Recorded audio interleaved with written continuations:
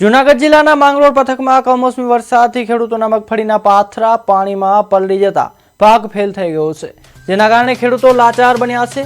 મોંઘા ભાવનું બિયારણ, ખાતર, દવા અને મજૂરીના ભારે ખર્ચ પછી પણ પાક બળી જતા ખેડૂતોને આર્થિક ફટકો પડ્યો છે।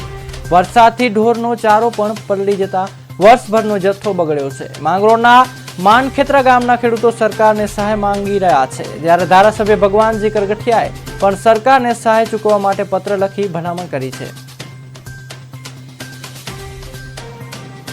કાપણીની અવસ્થાએ આવી રીતના વરસાદના નુકસાની માહોલમાં બધા ખેડૂતો સપડાયેલા છે અને ખેડૂતોએ આટલા બિયારણ છે, ખાતર છે, દવાનો ખૂબ જ ખર્ચો કર્યો બરોબર, તેમ છતાં પણ હાથમાંથી આવેલો કોળિયો છીનવાઈ ગયો છે અને દરેક જગ્યાએ આવી જ હાલત છે। ખેતરમાં આવી રીતના પાથરા પડ્યા છે અને નથી ચારો હાથમાં આવે એમ કે નથી મગફળીમાંથી એક દોડવો હાથમાં આવે।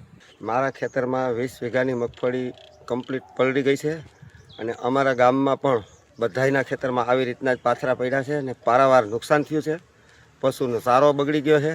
ખેડૂતોના મગફળીના પાક અને સોયાબીનના પાકને ખૂબ જ નુકસાન ગયું છે।